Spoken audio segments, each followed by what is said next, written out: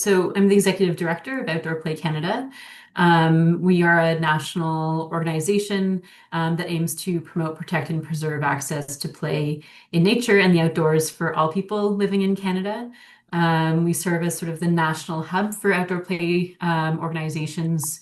So we aim to promote connection and collaboration, amplify efforts and successes of the sector, promote quality materials, and then serve as sort of that national hub to bring these groups together to identify common challenges and then work on those challenges together.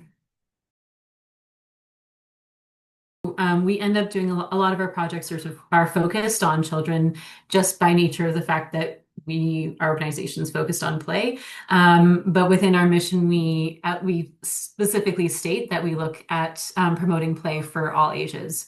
And this was really reinforced in our recent 2025 position statement on active outdoor play. It was a global effort. We had an international leadership group with representatives from every continent, 143-person steering committee, again, from 32 different countries. And the big focus of that position statement was the value of active outdoor play, again, across all ages, and looking at the health benefits, not just for people, but for communities, the environment, and the planet.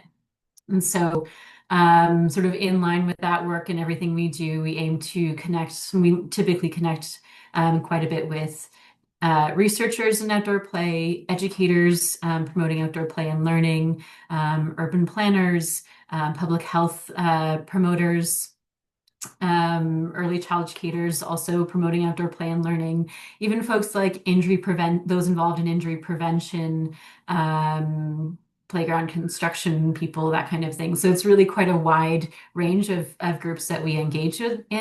And that's sort of where this organization really stemmed from, recognizing that there's so many different groups that are interested and involved in outdoor play, but that there was no real common hub to bring them together. So that's what we aim to do.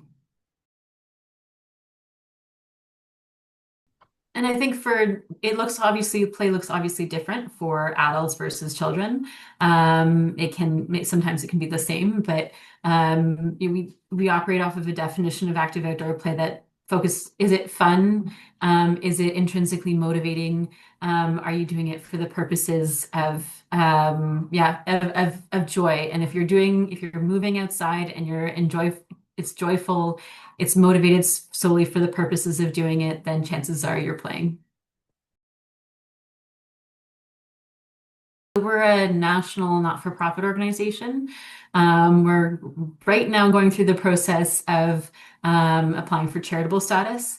And so hopefully we'll be successful in that, but we're national in scope. Yeah, and I think to that point, we are based in Ontario, we're based in Ottawa, and there's a real risk of being very sort of Ottawa and Ontario centric in the work that we do. So we try to sort of make sure that we're constantly thinking about, how do we engage with other provinces? How are we incorporated in thinking about important considerations of other regions of the country, because we're definitely not the center. Sure. So, I mean, I can look at sort of like sectoral challenges versus organizational challenges. So, sectorally, a large part of why we put together our organization is because people are just not getting outside, and they're not getting outside and being active outside, connecting with their communities, connecting with the planet, connecting across generations. And so that's sort of what we really aim to do through Outdoor Play Canada is promote connection with your community, promote that intergenerational play and engagement that used to happen, promote getting outside every day in all weather. I bike to work in all 4 seasons. I know that's not possible for everyone, but I do it and I have 2 different bikes in order to do that through the winter. And it's part of the way that I make sure I'm outside every single day. And it also means that I end up engaging with the community around me, seeing other fat bike cyclists and cyclists in the summer. And I think with the rise of social media and social isolation as a result, obsession over screens and being indoors on screens, these are sort of common and constant challenges, and they're not going to go away, or they're not going to get there's concern that they won't get better over time, although what we are seeing in schools now, there's a ban on screens, for example. So we are seeing some positive trends towards moving away from screens, moving away from social media, having some filters so that children don't have access to all of those predatory behaviors that are so easily accessible online. Um, and I would say that, that outdoor play is sort of the antithesis to that. If you're outside, it's going to be harder to be on your screen. There's a lot more things to do. Chances are when you're outside, you're going to move more, you're going to play more, you're going to sit less, you're going to be on your screen less. And so those are sort of common battles I think we're facing at an even more global level. We're facing an extreme time in terms of weather with climate change. And so those are some conversations we're having. Our whole focus of the organization is to promote outdoor play, but what do you do um, when there are air quality notifications that, because of smoke, forest fires, that kind of thing. Obviously, that's not a safe time to go outside. Um, but that's not an excuse to never go outside. So finding the balance and then finding alternative or opportunities to sort of mitigate that, planting more trees to clean the air, um, wearing sunscreen, wearing a hat during those extreme weather events. Um, Something that we're working very closely with the childcare program, which is where my office is based out of. We're on 500 acres of forested land here in the west end of Ottawa, and the kids go outside every single day unless there's an extreme weather event. And last year, the only time they did not go outside was in the summer because of smoke, not because it was too cold in the winter. So that was really remarkable in that most people think of the winter time as when they need to hibernate, when they don't want to go out. And in fact, we're finding the exact opposite. It's back to that idea of reconnecting with nature, recognizing like, what does a tree look like when it is small? Where does your food come from? What is a tomato plant? It's not just a thing that comes in a styrofoam container. All of these things are something that we've, fairly disconnected from. And I think we need to reconnect too, because otherwise we just won't understand things and we won't have an appreciation for this planet that we live on. So a number of different ways. So we're not a program provider. We don't deliver programs or sort of the network builder. But as part of that overarching mission, we have a number of collaborations. So right now we have a collaboration with a childcare provider here in Ottawa called Andrew Fleck Children's Services. We're collaborating with them, the Children's Hospital of Eastern Ontario Research Institute, and Algonquin College. And so through that collaboration, Andrew Fleck is, for example, leading a outdoor focused childcare program. And with the Research Institute, we're leading a 3-year long research study looking at the benefits of this outdoor program in comparison to more conventional programs. So we're engaging with the children and the parents and the educators on the benefits of this program. And then with Algonquin College, we're developing professional development to support educators in building the confidence and capacity to actually deliver quality outdoor play and learning in the early years. So we're connected directly to that college and to the students that take those courses. And then we do a lot of mentorship. So we always have a couple of students that come to work with us and come work in this sort of collaborative space to promote that understanding of the value of outdoor play and learning. We do the same thing with both Carleton and University of Ottawa, to promote mentorship, to sort of build that capacity building. And then we do things like we deliver workshops. We have a community of practice that we've formed, again, with outdoor focused early child educators across the country. So we engage with them a few times a year through webinars. And then I do a lot of going to conferences and meeting people and connecting with different organizations and seeing how can we support them in doing work. How can we maybe work together in putting out new projects. It's sort of a very multifaceted approach. Something we've been sort of thinking about quite intentionally in the last little while is with new immigrants, with those who are not don't know how to safely get outside, to dress appropriately, where to go.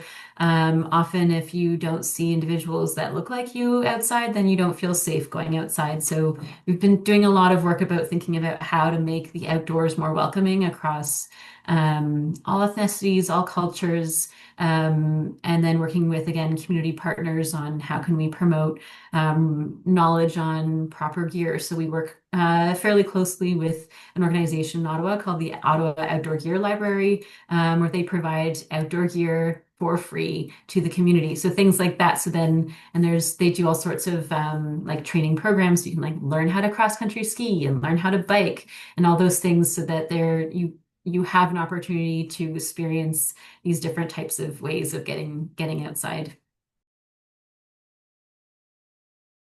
So I guess a few different things. Um, um, Maybe I'll start with the financial one. So, like many other not-for-profits, we don't have core funding. So we rely on funding from grants, and then, our stability is dependent on grants. We hop from grant to grant and hope that they will overlap well enough that we can maintain our staff and our capacity and everything that we do. So obviously a major challenge and something that we're hoping to we're sort of working on how do we diversify and ensure our long-term sustainability. Yeah, something that I think we're working on a lot of not-for-profits work on, especially and maybe especially challenging in this very uncertain financial time. I think the other thing is sort of finding the sort of the bigger picture challenge I would say is finding those that are not already working with us that maybe would benefit from doing so. So with this global position statement that I mentioned earlier, we talk about the importance of active outdoor play for promoting education and learning, for environmental stewardship, for moving, for physical activity behaviors, for promoting connection to community, for human rights, for One Health, all these different pieces. And so we're doing quite a bit of work now to reach out to these different sort of sectors to see, hey, we've seen a connection here. We've put together a huge amount of evidence to show that there's co-benefit between your sector and ours. So how can we work together moving forward to foster that connection, to promote some collaboration? So I think, a major challenge is sort of thinking about who is not already in our tent that may want to be, and whose tent should we be invited to, and sort of finding ways to sort of, we have a lot of skills within our group and abilities, but connecting with those that have others that we don't have. So we don't have a lot of knowledge of like how policy systems work, how government systems work, for example. So I've been connecting with or trying to connect with a lot of different government groups to see, can we do something like create a play policy in Canada? In New Zealand, for example, they have an entire governmental sector dedicated to play. And wouldn't that be amazing if we had the same thing in Canada so that we actually are promoting in a consistent and long-term way the idea of promoting play across all ages for universal benefit? Um, yeah, I'm sure that there's lots of different challenges and resources that I can think of, but sort of those things come to mind first. Another sort of, I think, like ongoing challenge and maybe resource challenge is the fear of getting outside, of litigation, of having, I was speaking to a few recreational leaders in Alberta, and we're promoting this idea of outdoor play and giving more independence to children because it's being that independence is taken away. And the immediate reaction is there's so much fear around if a child gets hurt on my municipal space, on my municipal playground. They're worried about litigation, they're worried about long-term consequences. So, I think a larger challenge is how do we shift social norms to embracing play, to embracing children's independence, to recognizing that risk is part of play, and minor scrapes, bruises, even minor broken bones at this point have been recognized by the Canadian Pediatric Society as part of regular childhood. So how do we embrace that and not let it inhibit our opportunities for getting outside and engaging in outdoor play and all the benefits that it provides? So yeah, just an add-on.